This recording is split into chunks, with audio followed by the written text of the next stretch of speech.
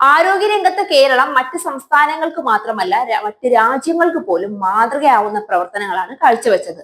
നിപ്പയെയും കൊറോണയെയും കേരളം മെരുക്കി വരുതിയിലാക്കി ഉന്മൂലനം ചെയ്തത് ലോക രാജ്യങ്ങളെ പോലും ഞെട്ടിച്ച ഒന്നാണ്.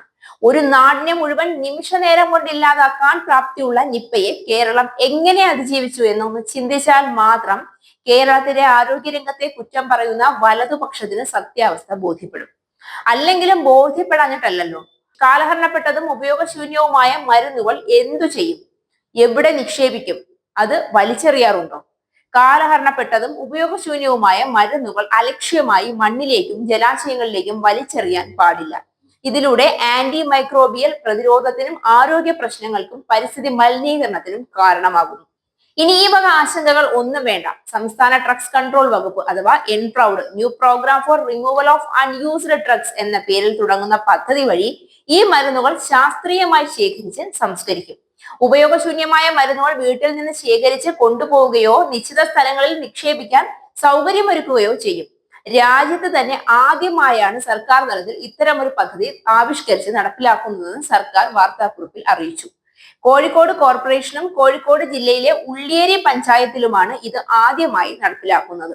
തുടർന്ന് ഈ പദ്ധതി സംസ്ഥാന വ്യാപകമായി നടപ്പിലാക്കുമെന്ന് മന്ത്രി വീണ ജോർജ് വ്യക്തമാക്കി.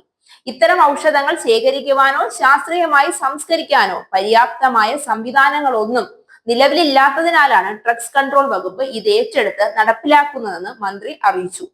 ഉപയോഗശൂന്യമായ മരുന്നുകളുടെ അശാസ്ത്രീയമായ നിർമ്മാർജ്ജനം പരിസ്ഥിതി മലിനീകരണത്തിന് ഇടയാക്കുന്നുവെന്ന് നിരവധി പഠനങ്ങൾ സൂചിപ്പിക്കുന്നുണ്ട്. ഇത്തരം പഠനങ്ങളുടെ അടിസ്ഥാനത്തിൽ biomedical waste management act and റൂളിലെ വ്യവസ്ഥകൾ പാലിച്ചുകൊണ്ട് ഉപയോഗശൂന്യമായ മരുന്നുകൾ നിർമ്മാർജ്ജനം ചെയ്യുവാനാണ് ഡ്രഗ്സ് കൺട്രോൾ വകുപ്പ് എൻപ്രൗഡ് ആവിഷ്കരിച്ചിട്ടുള്ളത്. നിശ്ചിത മാസങ്ങളിൽ വീട്ടിലെത്തി ഉപയോഗശൂന്യമായ മരുന്നുകൾ ശേഖരിക്കുന്നതാണ്. കൂടാതെ പെർമനന്റ് കളക്ഷൻ സെന്ററുകളിൽ സ്ഥാപിച്ചിട്ടുള്ള നീല നിറമുള്ള പെട്ടികളിലും പൊതുജനങ്ങൾക്ക് മരുന്നുകൾ നിക്ഷേപിക്കാവുന്നതാണ്.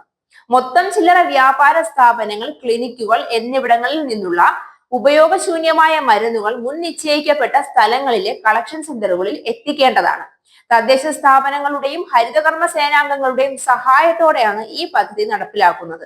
ഇപ്രകാരം ശേഖരിക്കുന്ന മരുന്നുകൾ കേന്ദ്ര സംസ്ഥാന പരിസ്ഥിതി വകുപ്പുകളുടെ അംഗീകാരമുള്ള കേരള എൻവൈറോ ഇൻഫ്രാസ്ട്രക്ചർ ലിമിറ്റഡ് മാലിന്യ സംസ്കരണ പ്ലാന്റിൽ ശാസ്ത്രീയമായി സംസ്കരിക്കും.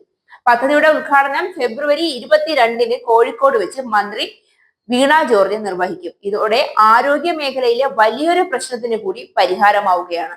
മലിനീകരണം ഇല്ലാതാക്കാനും അതുവഴി കഴിയുമെന്നത് ചെറിയൊരു കാര്യവുമല്ല. കേരളം ഇത്തരത്തിൽ പലതരത്തിലും വീണ്ടും മാതൃകാപരമായ പ്രവർത്തനം കാഴ്ചവെച്ചുകൊണ്ട് മുന്നേറുകയാണ്.